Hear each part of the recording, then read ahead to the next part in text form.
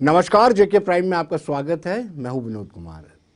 दर्शकों, आज़ादी का अमृत महोत्सव हम मना रहे हैं। 75 साल हो चुके हमें आज़ाद हुए। सदाकत यह है कि वाकई में हम पूरी तरह से आज़ाद हुए हैं या नहीं। अभी भी हम अंग्रेजों के गुलाम हैं या अंग्रेजों की विचारधारा के किसी हद तक गुलाम है, इस पर हम चर्चा करेंगे। हमारे साथ एडवोकेट रविंदर शर्मा और पेशे से सहाफ़ी भी हैं और चीफ स्पोक्स पर्सन है। रविंदर जी, आपका स्वागत है। और चंद्रमोहन शर्मा जो हमारे सीनियर लीडर है बीजेपी के। चंद्रमोहन जी, आपका भी स्वागत है। और आप भी एडवोकेट है पेशे से, यानी दोनों ही सीजन पॉलिटिशियन हैं और दोनों ही एडवोकेट्स भी हैं। चलिए शुरुआत करते हैं चंद्रमोहन शर्मा से। चंद्रमोहन जी, आपको लगता है जिस तरीके से हाउस के अंदर 3 बिल्स लाए गए हैं, सीआरपीएस या फिर एविडेंस एक्ट या फिर आईपीसी, ये 70-75 साल बीत जाने के बाद हमें याद आ रहा है कि ये अंग्रेजों के कानून है, अब हमें तरमीम करनी चाहिए। ये तो एक एग्जाम्पल आपको दे रहा हूं मैं सभी दर्शकों को पहले स्वतंत्रता दिवस की बधाई देना चाहूँगा। और ये मैं महसूस कर रहा हूँ कि दिल से लोग स्वतंत्रता दिवस मना रहे हैं। हर गली में, हर जगह, हर घर पे झंडे लगाए जा रहे हैं और लोग महसूस कर रहे हैं कि हम आज़ादी के साथ जुड़े हुए हैं। जिन कानूनों की आपने बात की, देर आए दुरुस्त आए, सब लोग महसूस कर रहे थे कि अंग्रेज़ों के बनाए हुए कानून जो थे वो ब्रिटिश गवर्नमेंट को यहाँ इस्टेब्लिश करने के लिए और उनको ताकतवर रखने के लिए और भारतीयों को दबाने के लिए उस एंगल से बनाए थे। 3 कानून चुने हैं आज की सरकार ने और उनमें तब्दीली की जा रही है। और ऐसे नहीं की जा रही कि कोई आदमी सोया हुआ उठा और उसको लगा कि ऐसे ऐसे चेंज कर दो। इसके लिए बहुत कंसल्टेशंस हुई हैं, परामर्श हुआ है। उसके बाद भी परामर्श के रास्ते खुले हैं। पार्लियामेंट के अंदर जब होम मिनिस्टर ने कहा कि हम ये बार एसोसिएशंस, बार काउंसिल्स और इंडिविजुअल जो लॉ मेकर्स हैं, लॉ नोइंग पर्सन हैं, उनकी ओपिनियन चाहेंगे और इसके अलावा फिर सेलेक्ट कमेटी में उसको भेजा है। तो थर्ड ईयर्स डिस्कशन इस पर होनी है। लेकिन जो अंग्रेज़ों की सोच थी इन कानूनों के पीछे, कम से कम उससे हमारा पीछा छूटेगा। इसके बाद मैं सोचता हूँ कि और भी ऐसे कानून हैं, जैसे J&K, जैसे इंडियन पुलिस एक्ट है, जेल मैनुअल्स हैं, रेवेन्यू के जो कानून हैं हमारे जी, इनमें भी तब्दीली की ज़रूरत है आज के भारत के हिसाब से। और उसमें हमारे देश के हित में क्या है, वो चीज़ें देखते हुए कानून बदलने की ज़रूरत है। मैं ये समझता हूँ कि ये जो पहल की है केंद्र सरकार ने, एक तो जो कॉलोनियल टाइप के जो हमारे पर इम्पैक्ट थे, उनको समाप्त करना और भारतीय आवश्यकता के अनुसार कानून में तरमीम करना, मैं तो इसका स्वागत करता हूं। और मैं सोचता हूँ सभी को स्वागत करना चाहिए। सबसे पुरानी पार्टी कांग्रेस की मेरे मित्र यहाँ बैठे हैं, मुझे नहीं लगता कि ये भी ऑब्जेक्शन करेंगे, क्योंकि इनके नेता ने कहा कि हमने जो कहना होगा हम जेपीसी में कहेंगे। तो ठीक बात है, डिस्कशन में आना चाहिए। रविंदर जी, 7 दशक बीत जाने के बावजूद भी कांग्रेस को ये याद नहीं आया कि अभी हम जो सरकार चला रहे हैं वो भी अंग्रेजों के कानूनों से हाँकी जा रही है। देखिए, हम आज़ादी के 75 वर्ष बना रहे हैं आज, इसलिए मैं सब देशवासियों को और खास करके जम्मू कश्मीर वासियों को बहुत बहुत बधाई देता हूँ। आपने 3 कानूनों तक ही सीमित कर दिया। नहीं, हम आगे भी जाएंगे। शुरुआत हमने ऐसे किया। शुरुआत हम देखिए, मैं आपको ये कहूँ कि अगर हम समझें कि इंडियन डेमोक्रेसी की अगर माने तो हम ब्रिटिश से हमने बहुत कुछ बारो किया है, उधार लिया है जी। जो हमारी पार्लियामेंट्री डेमोक्रेसी है वहाँ तो अनरिटन कॉन्स्टिट्यूशन है, लेकिन हमारा मदर कॉन्स्टिट्यूशन और मदर डेमोक्रेसी वो ब्रिटिश इंडिया से बारो हुई है। इसलिए अंग्रेज तो चले गए, लेकिन अगर कोई चीज़ अच्छी है, सवाल ये नहीं है। आज प्रयास ये किया जा रहा है कि अंग्रेजों ने तो बहुत व्यवस्था भी दी। मैं इतिहास का भी स्टूडेंट रहा हूँ। 2 पक्ष हैं कि अंग्रेजों ने जुल्म किए, हमारे पर राज किया, वो एक पक्ष है। लेकिन अंग्रेजों ने कई सुधार भी दिए। ये आपका रेलवे सिस्टम, आपके एडमिनिस्ट्रेशन का सिस्टम, आपका स्टील फ्रेम जो आप सिविल सर्विसेज देखते हैं, ये सारा निज़ाम तो अभी भी आप नहीं बदल पाए, क्योंकि जो चीज़ें अच्छी थी वो चल रही हैं। लेकिन ज़रूरत तो ये है, कानून तो मैं समझता हूँ कि उसमें समय समय पे जो ज़रूरत है तरमीम होनी चाहिए। कानून का नाम बदलने से आचार संहिता हो जाएगा। सीआरपीसी एक प्रोसीजर है क्रिमिनल प्रोसीजर कोड का, और हम समझते हैं कि वो पुरानी डेमोक्रेसी है वहाँ क्या रूल ऑफ लॉ नहीं है? आज भी हमसे वो बेहतर गवर्न करते हैं। जस्टिस सिस्टम हमसे बेहतर गवर्न करते हैं। हमारा जस्टिस सिस्टम भी, हम प्रीवी काउंसिल जो फैसले होते थे, चंद्रमोहन शर्मा जी भी एक सीनियर एडवोकेट हैं, उनके फैसलों को प्रीवी काउंसिल के जो फैसले थे जो अंग्रेजों के निजाम के, वो रविंदर जी इसको गलत बता रहे हैं। इस तरमीम को रविंदर जी बतौर कांग्रेस चीफ स्पोक्स पर्सन, क्या आपको लगता है कि सिर्फ नाम ही बदला गया है? नहीं, मैं उस बात पे नहीं आ रहा जी। मैं कह रहा हूँ कि आज भी जी दुनिया में जो कानून जो हैं या कई फैसले हैं, उनको बड़े बड़े फैसलों में कोट किया जाता है, उन फैसलों को, उन जजमेंट्स को। तो क्रिमिनल जस्टिस सिस्टम जो था अंग्रेजों का, हमें अपने परिप्रेक्ष्य में, अपनी स्थिति में जरूर बदलाव लाना चाहिए। उस पर चर्चा होगी। हमने तो कभी इस पे आपत्ति नहीं उठाई कि कोई कानून बदलना नहीं चाहिए, लेकिन सिर्फ नाम बदलने से मैं नहीं कहता कि आपका कानून ठीक हो जाएगा, क्योंकि जहाँ डिलेज हैं उन चीज़ों को काटना चाहिए। यही कानून थे, यही व्यवस्था थी। कई चीज़ें हम देखते हैं कि बहुत पहले जो है वो जुडिशरी में कई तरीके से बड़े अच्छे अच्छे फैसले भी हैं। आज भी अगर देश की आज़ादी को बचा रही है तो मैं समझता हूँ सबसे ज़्यादा रोल जो है जुडिशरी का है। कई जगह हम डिरेल भी होते हैं। आज आप एग्जेक्टिव को देख लो, दिन प्रतिदिन में, आज ही देश की नेता थी, इनकी नेता सुषमा स्वराज जी का एक वीडियो देख रहा था पार्लियामेंट में, सदन में उनका भाषण जी, कि किस तरीके की मधुर मिठास होती थी, तल्ख टिप्पणियाँ भी होती थी, लेकिन उनकी भाषा, अडवाणी जी का सुन लीजिए, जिनके हम क्रिटिक रहे, वैचारिक तौर पे हम खिलाफ रहे, लेकिन आज कई मर्यादाएं जो हैं वो खराब हो रही हैं। बाकी कानून और इंसाफ को देश को सोचना चाहिए कि 10 करोड़ केस जो है वो पेंडिंग है, उन चीज़ों की तरफ तो जाना चाहिए। अगर कहीं ज़रूरत है अमेंडमेंट, हम खिलाफ नहीं है जी। ब्रिटिश इंडिया का हैंगओवर वो अलग बात है, लेकिन हमारे एटीट्यूड में अभी बदलाव नहीं है जी। हमारी पुलिस के एटीट्यूड में हम भारतीयों को भी उसी तरह से ट्रीट करते हैं जिस तरह से ब्रिटिश के लोग जो है वो ट्रीट करते थे। वो प्रयास होना चाहिए कि हमारे एटीट्यूड में बदलाव हो, एडमिनिस्ट्रेशन में भी बदलाव हो। आज ब्यूरोक्रेसी के लोग क्यों नाराज हैं जी? बहुत से अच्छे अफसर भी हैं जी, और बहुत से खराब अफसर। चंद्रमोहन जी से जानते हैं। चंद्रमोहन जी, 75 साल बीत जाने के बाद भी अभी हमारी मानसिकता नहीं बदली है। आज पुलिस उसी निगाह से देखती जैसे अंग्रेजों की पुलिस हम पर यातनाएं देती थी, हिंदुस्तानियों पर यातनाएं देती थी। क्यों मानसिक तौर पर बदलाव? मैं यही कहना चाहता था। रविंद्र भाई साहब ने बड़ी अच्छी बातें की हैं। एक बात उन्होंने कही है कि हमारा ये जो सेटअप है एडमिनिस्ट्रेशन का, डिविजनल कमिश्नर, डीसी, सेक्रेटरी, पहले तो इनके नोमेनक्लेचर बड़े कंफ्यूजिंग हैं। फाइनेंशियल कमिश्नर, फाइनेंस कमिश्नर, वहाँ से ड्राइव किया हमने। हमारी आवश्यकता के अनुसार क्लियर, गांव के लोग आते हैं, उनको क्लियर होना चाहिए फाइनेंशियल कमिश्नर, फाइनेंस कमिश्नर का क्या फ़र्क है। और कमिश्नर वर्ड जो है वो अंग्रेज़ों के टाइम जो कमीशन लिया करते थे वो कमिश्नर थे, जो कलेक्शन किया करते थे मालिक वो कलेक्टर थे। अब तो बदल गया ना, हर जगह इलेक्टेड रिप्रेजेंटेटिव होने चाहिए। हालांकि इलेक्टेड रिप्रेजेंटेटिव्स के बिहेवियर से 100% मैं भी सहमत नहीं हूँ, लेकिन फिर भी धीरे धीरे डेमोक्रेसी हमारी मेच्योर हो रही है और जो इलेक्टेड रिप्रेजेंटेटिव हैं ज़्यादा पावर इनके हाथ में कॉन्स्टिट्यूशन देता है। ये जो ब्यूरोक्रेट्स हैं ये हमारे उन फोरा से पावर ड्राइव करते हैं और उनको आगे यूज़ करते हैं, लेकिन एटीट्यूड अब भी अंग्रेज़ों जैसा है जी। मैं जुडिशरी पर ज़्यादा कटाक्ष नहीं कर सकूँगा, हम दोनों वकील हैं। पिछले दिनों खबर आई थी, इलाहाबाद हाई कोर्ट के जज हैं, मैं नाम नहीं लेना चाहूँगा उनका, तो वो घर जा रहे थे, तो जो उनके आगे स्कॉट होता है पुलिस का, उसमें सिपाही उतर के आया और सल्यूट किया और सर अभी हम घर जाएंगे कि क्लब में जाएंगे जी। उन्होंने जज साहब ने कोई जवाब नहीं दिया और कहा talk to my protocol officer. फिर प्रोटोकॉल ऑफिसर से बात की, प्रोटोकॉल ऑफिसर ने बताया कि आप डायरेक्ट जज साहब से नहीं पूछ सकते, आपने मुझे पूछना चाहिए था। फिर जज साहब ने डीजी यूपी को चिट्ठी लिखी, ये इलाहाबाद हाई कोर्ट की बात है, और वो पुलिस का सारा स्कॉट सस्पेंड हो गया। Are we living in British India rule? ये कौन सा तरीका है जी? मतलब एटीट्यूड ऑफिसर का, जजेस का उस टाइप का हो गया कि जैसे ब्रिटिश टाइम में होता है। हम यहाँ जम्मू कश्मीर में इस वक्त गवर्नर रूल में हैं और यहाँ पे जो कुछ रन हो रहा है वो ब्यूरोक्रेसी कर रही है जी।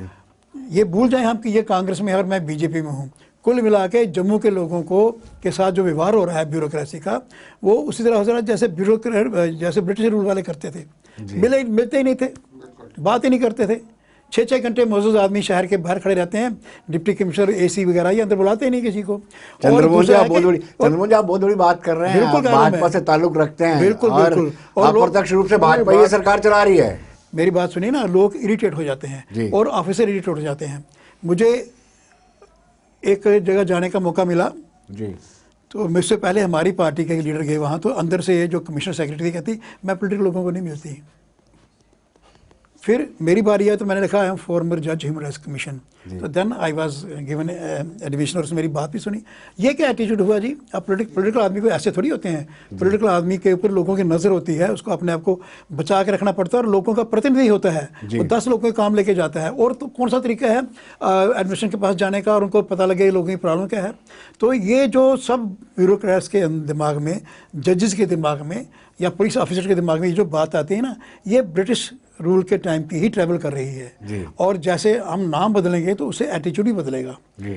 अगर हम इंग्लिश नाम रखेंगे तो इंग्लिश टाइप स्टाइल आ जाता है, और अब बड़ी बातें दिमाग में आती हैं, मैं इस समय बोलना नहीं चाहता, फ़र्क पड़ जाता है। जब आप इंडिजीनियस एटीट्यूड रखेंगे, इंडिजीनियस नाम रखेंगे, ऐसा माहौल बनेंगे, तो उनको लगेगा कि हम हिंदुस्तान के लोग हैं और सामने वाले जो आ रहे हैं हिंदुस्तानी लोग हैं, मुझे उनसे गले मिलकर इनकी बात सुननी चाहिए। जी बिल्कुल। रविंदर जी, जैसे उन्होंने कहा है, कहीं ना कहीं आपको भी देखना चाहिए कि जयराम रमेश ये कह रहे हैं कि बड़े कठिन शब्द हैं हिंदी और संस्कृत के, न्याय संहिता।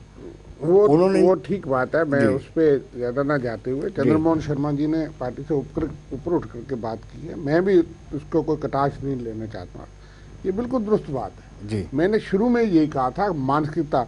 अब इंडियन पिनल कोड तो इंडियन पिनल कोड है, वो तो ब्रिटिश पिनल कोड नहीं है। क्या उससे मानसिकता बदल गई हमारी पुलिस की? जी। रणवीर पिनल कोड था, वो तो खत्म हो गया जी। लेकिन मैं इस बात से सहमत नहीं कि वो आचार संहिता या कोई नाम जो रख रहे हैं वो मेरे लिए मुश्किल है।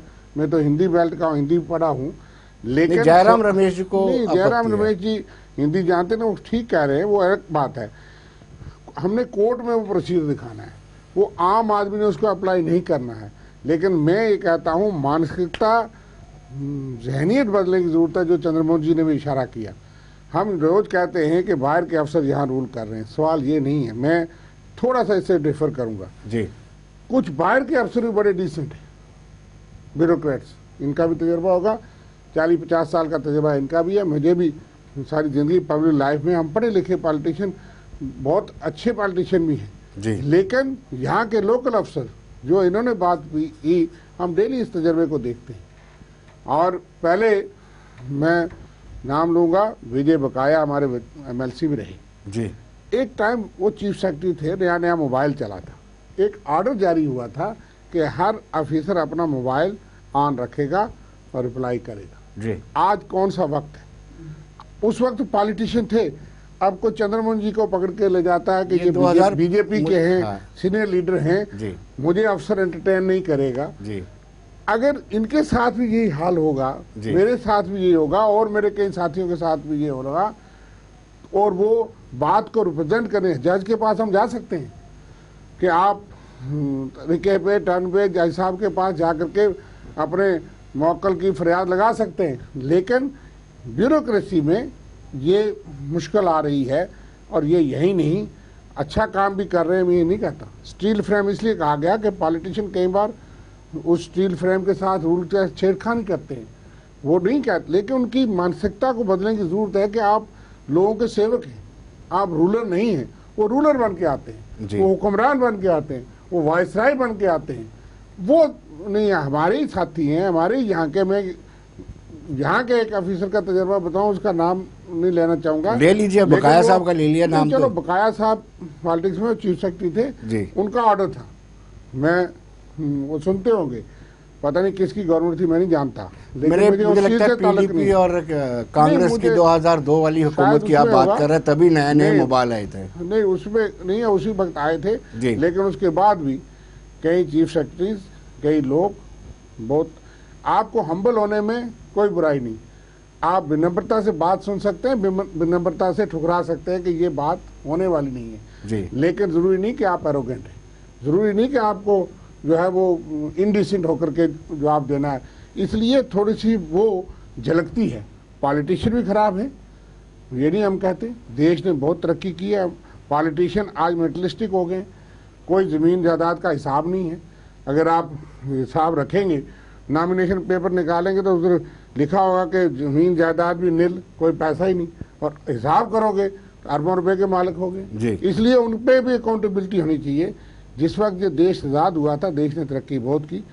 हमारा टोटल बजट जो है वो 200 करोड़ से 197 करोड़ था, और 34-35 करोड़, 25 करोड़ लोग बिलो पॉवर्टी थे।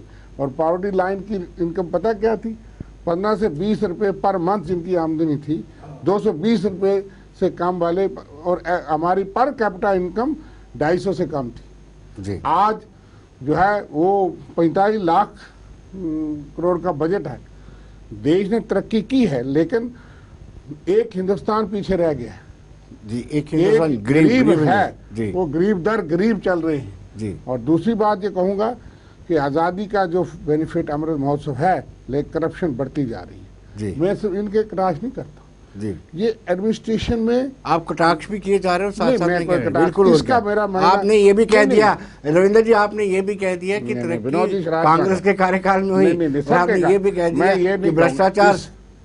आसमान छू रहा है, देखिए- और आपने कटाक्ष भी नहीं किया। नहीं, बड़े कटाक्ष की बात नहीं है, यही मैं तो- हकीकत यही- में दिल दुखी मन से ये कह नहीं, रहा नहीं, हूं। मेरी मैं बात सही है। आपको ये विनोद कहूं जी, कि ऐसा हमारा लग- तजर्बा है। रविंदर जी, एक तो आप सहाफी हैं, एक जर्नलिस्ट है, दूसरे मैं- पॉलिटिशियन, तीन ये तीन मेरे क्वालिटी बड़े भाई भी हैं। आप कोई पार्टी आप अलग हो छोड़ेंगे सकती थोड़ी। है। विनोद मैं जी, बिल्कुल रविंदर जी और मैं जो ना अलग अलग मुंह से लगभग एक ही राग गा रहे हैं। बिल्कुल जी मैं इनकी बात को आगे थोड़ा बढ़ाऊंगा, लेकिन उससे पहले एक छोटी सी मिसाल देना चाहता हूँ। एक संस्था है यहाँ जी NGOs का, मैं चेयरमैन हूँ। जी हमारे पास एक एम्बुलेंस है, नई एम्बुलेंस डोनेट की है MP साहब ने।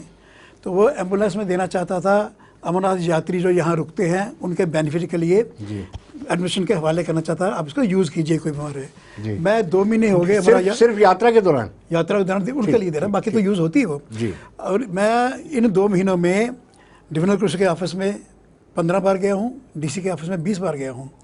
मैं उसकी सर्विस डोनेट करना चाहता हूँ, लेने के लिए तैयार कोई नहीं है, मिलने के तैयार कोई नहीं है। और मैं लिख के भी दे के आया, मैसेज भी किया, मेरे आज भी उनको ज़रूरत ही महसूस नहीं होती है। ये मैं एक बात। दूसरी बात जो इन्होंने कहा कि करप्शन आसमान पे है, करप्शन आसमान पे है, लेकिन करप्शन के खिलाफ ED CBI वो भी बहुत ज़्यादा काम कर रही हैं, ऐसे कभी नहीं हुआ। और आप देखेंगे कि मैक्सिमम करप्शन जो है पकड़ी जा रही है। और अब जो FATA का जो नया एक सोच आई है, एक नए कानून आए हैं, उसके तहत जितने पॉलिटिशियन हैं, जजेस हैं, ब्यूरोक्रेट्स हैं, ये सब पकड़े जाएंगे। और ये जो चेंज आ रही है लॉ की, अब कोई किसी को गिरफ्तार नहीं करेगा, प्रॉपर्टी कब्जा करेंगे। और अब अगर वो हिसाब नहीं दे पाया तो नीलाम हो जाएगी प्रॉपर्टी। ये बेस्ट तरीका है, थोड़ा वक्त दीजिए और ये सब लागू होगा यहाँ के अंदर, यहाँ पे। और सारे पॉलिटिशियन जो हैं उनको या तो अपनी प्रॉपर्टी सरेंडर करनी पड़ेगी, ईमानदारी से ज़िंदगी निकालनी पड़ेगी। तो ये अमृत महोत्सव जो अब शुरू हो रहा है, इस साल शुरू हुआ है, 2-3 साल में आप देखेंगे कि सारे के सारे ईमानदार लोग सामने आएंगे और चोर जो है भाग जाएंगे। जी रविंदर जी विनोद जी रहेंगे। की विनोद जी की शरारत से थोड़ा सा डिरेल आपने कर दिया। नहीं, हम बहुत अच्छी चर्चा में जा रहे हैं। चलिए ED आप चाहते हैं कि चंद्रमोहन जी बोले मुंह से कि हाँ करप्शन देखो, चरम सीमा नहीं, पर नहीं, है। नहीं, करप्शन पकड़ी मैं- जा रही है ना जी। कोई ये नहीं कहे अगर मैंने कहा नहीं, आप चाहते ही मैं नहीं ना, 365 आप ये चाहते हैं ना। 365 दिन आपके साथ बहस करता रहता हूँ, इन मुद्दों पे बोलता हूँ। आज आज़ादी के 75 साल में हमको कुछ सच्चाई बोलनी चाहिए जो सच है। रविंदर जी, एक ये बात बड़ी कहना चाहूंगा। करप्शन की बात करते, एक बात आप कहना कर लीजिए। आज़ादी के ये 75वां साल है, डेमोक्रेसी फ्लोरिश हुई है, लेकिन हमारा बिहेवियर का और लैंग्वेज का स्टैंडर्ड बहुत नीचे चला गया। मैं किसी पर आक्षेप नहीं करना चाहता। आज की पार्लियामेंट और उस पहले की पार्लियामेंट में जो डिस्कशन होती थी, लैंग्वेज और लेवल कहाँ का है, कहाँ आ गया, कौन कौन उसमें कंट्रीब्यूट है, उस पर डिस्कस नहीं कर रहे। अगर डेमोक्रेसी को आगे होना तो डेमोक्रेसी मेच्योर होनी चाहिए, हमको मेच्योर होना चाहिए था। और बिहेवियर में, पॉलिटिकिंग में और लैंग्वेज में लेवल बड़ा ऊंचा होना चाहिए था, वो हमारा हो नहीं पा रहा है।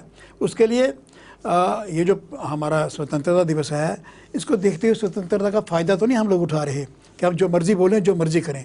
थोड़ा सा नियंत्रण करना चाहिए और देश को मैच्योर डेमोक्रेसी देने की जिम्मेवारी पॉलिटिकल लोगों पर है। जी आपकी सबसे पुरानी पार्टी है, आज की डेट में मेरी सबसे बड़ी पार्टी है, तो हम दोनों की जिम्मेवारी है पार्टियों की कि मैच्योरिटी लाएँ डेमोक्रेसी रविंद्र जी, में। अभिव्यक्ति की आज़ादी कहाँ स्टैंड चलो, करती हमारे है? हाथ में ये डिबेट का मयार है जी। मैं और चंद्रमोहन जी कोशिश करेंगे। मैंने शुरुआत ही सुषमा स्वराज जी से इसलिए की जी। इनका मन खुश हो जाए।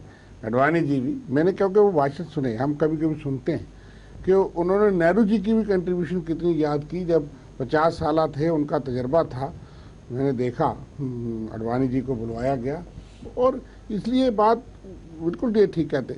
मगर मैं जिस करप्शन से आम लोग तंग हैं उसका जिक्र कर रहा हूँ। एक तो है बड़े बड़े घोटाले वाले, आप उसमें ये अगर मैं कहूँ तो सिलेक्टिव जो अप्रोच है उससे बड़ा मन दुखी होता है। ठीक है, बड़े बड़े लोगों को पकड़े, हर लोग खुश हो जो जिसने लूटा है, लेकिन हो कुछ हो रहा है। लेकिन मैं उस करप्शन की बात कर रहा हूँ जिसमें आम आदमी पिसा जा रहा है दफ्तरों में जी। ये यही का नहीं है, लेकिन ये दिन ब रविंद्र दिन जी, बढ़ मैंने रही पूछा है, था, रुक नहीं रही। जितने संस्थाएं आप मर्जी बनाओ। नहीं या रविंद्र जी, accountability commission भी बना। मैंने आपसे पूछा था कि अभिव्यक्ति की आज़ादी इस वक्त कहाँ स्टैंड करती है? देखिए, उस पर रुकावटें यही हैं। आज़ादी का मकसद ये था कि हर आदमी को जो है वो फ़र्क तो बहुत आया है। हमारी जुडिशरी जो है वो सेफ गार्ड करती है। आज भी आप रोज़ देखते हैं कि जुडिशरी जो है वो रोज, लेकिन इतना बर्डन है, इतना बढ़ रहा है बोझ, और लिटिगेशन इतनी ज़्यादा है कि वो बहुत सी चीज़ों पे जुडिशरी भी जो है वो इंसाफ नहीं कर पाती, और डिनाइज जस्टिस को, justice delayed is justice denied. तो बहुत से मामलात में सिर्फ डिले हो जाता है, लेकिन कई इंपॉर्टेंट मैटर्स में जब कोर्ट इंटरवीन करता है तो लोगों की उम्मीद सुप्रीम कोर्ट पे है, लोगों की उम्मीद जुडिशरी पे है, और जुडिशरी भी दुआओं के बगैर काम नहीं करती, कहीं कहीं नजर आता है। लेकिन फिर भी जुडिशरी एक बहुत बड़ा सहारा है। लेकिन जो संवैधानिक बाकी संस्थाएं जिनसे मैं कहूँगा कि बहुत उम्मीद थी, और कई बार उन्होंने असर्ट किया, जैसे इलेक्शन कमीशन, TN शेषन ने इलेक्शन कमीशन, वही इलेक्शन कमीशन थे और कांग्रेस की तरफ से ही बने थे, लेकिन उन्होंने इलेक्शन कमीशन की पहचान गांव-गांव के हर आदमी को ये दे दी कि इलेक्शन कमीशन कोई चीज है। जी, करना चाहे तो वही संस्था बहुत कुछ कर सकती है। जी। ना चंद्रमोहन करना चाहे जी, चंद्रमोहन जी, क्या एजुकेशन सिस्टम में भी अभी तक अंग्रेजों का, ब्रिटिशर्स का प्रभाव है? बिल्कुल है जी।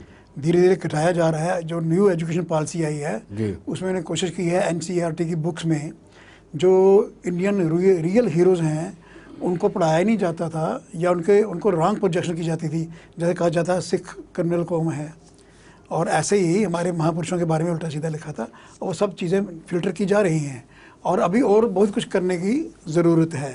एग्ज़ामिनेशन सिस्टम को भी करने की ज़रूरत है। एग्ज़ामिनेशन में अब मैं भी 6-7 साल यूनिवर्सिटी पढ़ा हूँ, आप चुन के 50 क्वेश्चन तैयार कर लीजिए, आप पास हो जाएंगे, लेकिन मेरी कैपेसिटी का बड़ी है। तो अब ये नया एटीट्यूड जो आया है, हमें वो इंग्लिश टाइप छोड़ के भारतीय आवश्यकताओं के अनुसार, और हमारा जो है स्टैंडर्ड जो है वो सोचने समझने का, पढ़ने का, ग्रास्प करने का, एक्सप्रेशन करने का बनाना चाहिए। खुशकिस्मती से अब जो बच्चे नए आ रहे हैं वो बड़े बड़े इंटेलिजेंट आ रहे हैं, इतने हाई मार्क्स लेते हैं, तो वो तो एक अच्छा बात है, हम इंडियनाइज कर लें एजुकेशन को। दूसरी बात जो मैं कह रहा था कि अभी सुप्रीम कोर्ट का आपने बार बार जिक्र किया, उन्होंने एक सेडिशन लॉ के ऊपर कहा कि इसका इस्तेमाल मत कीजिए। अब जो नए कानून इसमें उसको दूसरे तरीके से रखा गया। अब इस देश के अंदर कहा जाता है भारत माता डाइन है, भारत तेरे टुकड़े होंगे, इस तरह के भी miss use of freedom of expression का हो रहा है। तो इसके लिए भी हमको, क्योंकि कांग्रेस पार्टी हो या BJP हो या कोई और पार्टी हो, हमने हिंदुस्तान के कॉन्स्टिट्यूशन की कसम खाई है। हम उसके एक किस्म के, आप समझ लीजिए, हम उसके गार्डियन हैं, हम उसके प्रोटेक्टर हैं। तो ये जो इस तरह का चीज़ है, इनको सपोर्ट करने के लिए किसी पार्टी को नहीं आना चाहिए जो एंटी नेशनल बात करते हैं। एंटी नेशनलिज्म बात करना जो है, इसको क्राइम की लाइन में आना चाहिए। तो देखो अब नए कानून जो बने शायद आ जाएं, लेकिन सेडिशन लॉज के ऊपर भी पूरे देश को इकट्ठे होना चाहिए। एक आदमी एंटी इंडिया बोलता है, 10 पार्टियां उसको सपोर्ट करने के लिए आ जाती हैं। कम से कम ऐसे मामलों में जब नेशनल की बात आती है तो हम पार्टी पॉलिटिक्स से ऊपर उठ के और नेशन के लिए काम करना चाहिए। मैं समझता हूँ कि रविंद्र जी, आपने बड़ा अच्छा सोचा था कि चंद्रमोहन जी आपके साथ गुडी गुडी माहौल में रहे, लेकिन उन्होंने आपको भी कटाक्ष कर दिया। राहुल गांधी का नाम लिए बगैर उन्होंने कहा कि ऐसे लोगों को सपोर्ट नहीं करनी चाहिए जो उन लोगों के साथ खड़े रहते हैं कि भारत तेरे टुकड़े होंगे, इंशाअल्लाह इंशाअल्लाह हर घर पैदा होगा। जब ये दाम लेंगे तब इनको जवाब दूंगा। मैं अभी मानता नहीं, क्योंकि टुकड़े, अब इनके MP हैं लद्दाख के, उनकी वाइफ, हाँ वो भी हमने देखा, और आपने इंटरव्यू देखा राहुल कन्वर अजता के साथ, उसने कहा ये झूठ इल्जाम था, दोनों बैठे थे, हस्बैंड भी उनका था। उन्होंने कहा कि राहुल का जिक्र नहीं है, राहुल गांधी का जिक्र नहीं था, कन्हैया का जिक्र था। सुनिए जी, जब कन्हैया कसूरवार नहीं था तो राहुल गांधी ने कहाँ साथ दिया।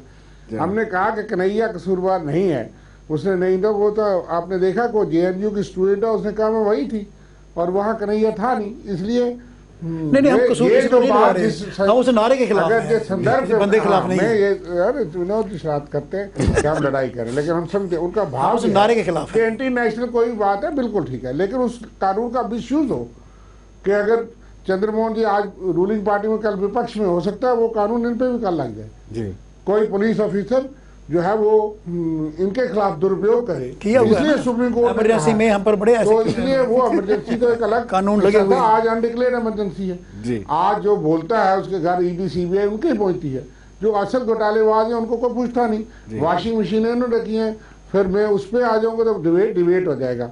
मैं ये कह रहा हूँ कि एजुकेशन की बात आपने जो कही, ये उसमें मैं थोड़ा डिफर करता हूँ कि एजुकेशन यूनिवर्सलाइज करने का प्रयास किया गया।